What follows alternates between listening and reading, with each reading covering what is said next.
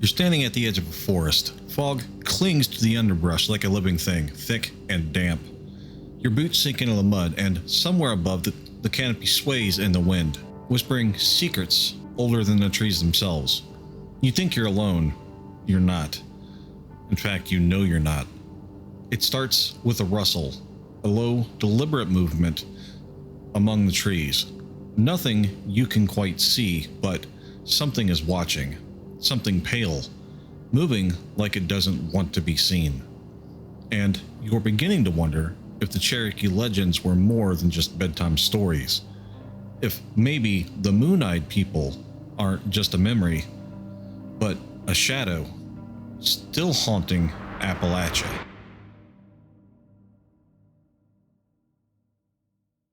What's up, everybody? Welcome back to the channel, or if it's the first time here, welcome to the channel. My name is Andrew. Today we're talking about the feral people of Appalachia. More specifically, we're talking about the Cherokee legend of the Mooneyed people. We're going to kind of dance around that a little bit. It's a theory. It's a legend. There's a little bit that goes into it, but we're going to talk about all that. In the meantime, grab yourself a snack, grab yourself something to drink. Today we're drinking the Bubblicious Ghost again because I just love this stuff so much. And we're going to get right into it. So first and foremost, let's crack that bad boy open. Like the video, comment down below. Let me know what you think of this kind of theory. If you want me to go over more of this kind of stuff, and subscribe. Anyways, let's get into the video.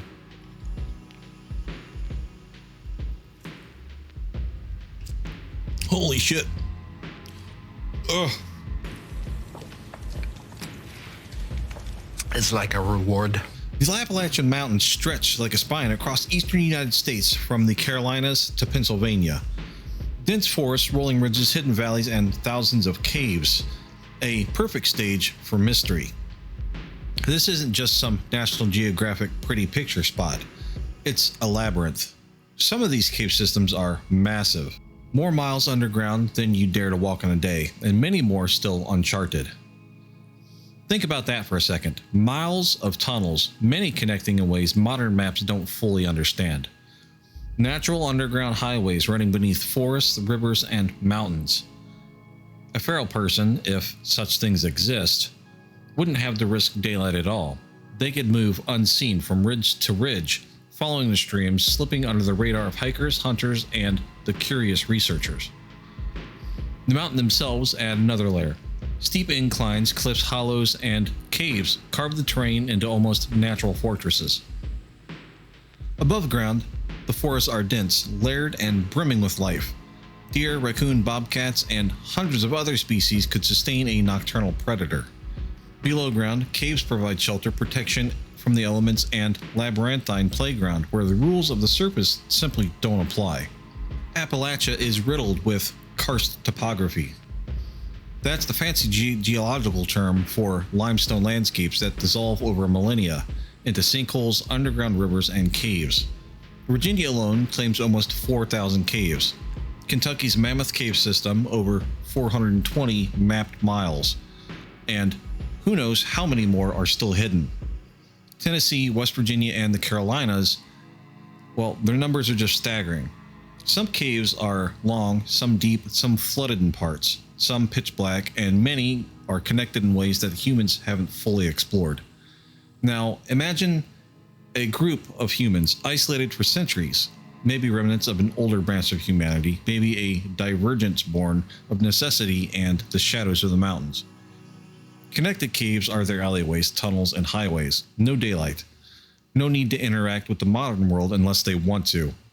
A feral people, if you entertain that theory, could move from one cave system to another without ever being seen.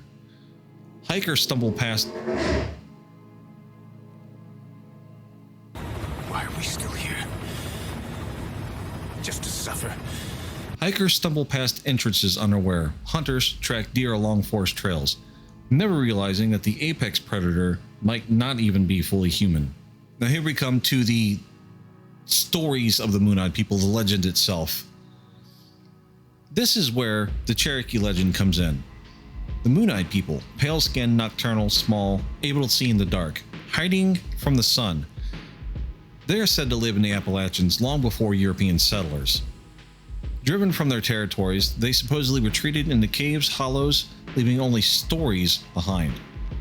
Now, legends like this often have kernels of truth buried inside, obscured by centuries of retelling. Could this be an exaggeration? Sure. Could it be a misunderstood tribe? Possibly. Or maybe it's the ghost of memory itself, lingering in the collective imagination of people who respected the mountains and feared the dark. But when you combine the geography, the connected caves, the thick forest, and the rugged isolation with the legend, you get a tantalizing thought. Maybe, just maybe, there's a logical place where such beings could have existed, and perhaps still do. Here's where it gets fun. This theory goes, the Mooneyed people weren't just a legend. They were a branch of humans, a group that survived the Appalachians long enough to become reclusive, adapting to darkness and perhaps slightly divergent from the modern Homo sapien. Could isolation, inbreeding, and centuries of living in caves and forests have produced physiological changes, pale skin, enhanced night vision, small stature, and a hunting style suited to nocturnal predators? Well, the answer is possibly. Of course, there is no evidence, no bones, no DNA, no verified encounters, just stories, but stories exist for a reason. Maybe it's a misidentified wildlife, maybe it's mental illness, maybe it's simple folklore, but combined with massive interconnected cave systems and a dense forest, the theory gains an eerie plausibility. It's not just about hiding though. These theoretical humans could be hunters venturing out under the cover of darkness. The Appalachians teem with life, deer, small mammals, turkeys, fish, even livestock, if they dare. Streams and rivers provide water, forest gives cover, mist, darkness, and rough terrain make it nearly impossible for humans to spot them. Connected caves serves as a secret back door, a subterranean road network linking hunting grounds, water sources, and safe shelter. Imagine it. Thousands of years of adaptation, moving through the underworld, unseen, surviving off what the mountains provide. You don't have to believe it exists today to admit that. In theory, the environment could sustain something like that. While the caves provide shelter, the forests are where the theory really comes alive. The Appalachian forests aren't your run-of-the-mill woods. We're talking about a multi-layered jungle of hardwoods, rhododendron thickets, mossy hollows, and fog-drenched alleys. A creature adapted to darkness could easily move under the canopy without being noticed. The understory is thick enough to hide a human-sized figure, or something like it. Streams crisscross the terrain, deers and small mammals roam freely, and the seasonal abundance of nuts, berries, and roots provide extra sustenance. Hunters can follow game trails, slipping slightly among the undergrowth. Night becomes their natural ally. Mist, shadows, and uneven terrain create the perfect conditions for a predator used to avoiding sunlight. The mountains themselves aid in concealment. Steep slopes, cliffs, and hollows isolate large sections of forest from human access. Even today, with satellite imagery, drones, and park rangers, vast portions remain unexplored or sparsely monitored. Here's the real kicker though. Connected caves. Caves in the Appalachians are rarely isolated. Underground rivers and tunnels often connect separate cave systems. Some have many miles of passages yet to be mapped. If you entertain the feral people theory, these tunnels aren't just shelter, they're highways or escape routes and secret hunting corridors. Picture a creature slipping from one cave to another, moving from hunting grounds to safety without a single daylight exposure. You stumble across a sinkhole on a hiking trail and think it's nothing more than geology, but maybe, just maybe, it's an entrance, one of 1,000 to a labyrinth only a few could navigate, and even fewer would dare. Now, before we start sharpening pitchforks, understand this: there are no confirmed encounters with feral humans in Appalachia. What we do have are anecdotal reports, stories told around campfires, scattered mentions in forums, and sporadic tales of pale figures glimpsed at moonlight. You can guess what forums. You will never find a more wretched hive of scum and villainy. Descriptions often match the Mooneyed archetype: small, pale, quick, and elusive. They vanish into the undergrowth or into a cave entrance before you get a good look. Modern accounts tend to be brief, fragmentary, and impossible to verify. I wonder why. But they persist. Why? Humans love patterns, and our brains are hardwired to notice anomalies. One person sees something pale moving in the shadows, and suddenly it becomes legend in action. The persistence of folklore also plays a role. Appalachian communities passed down Mooneyed people stories for centuries.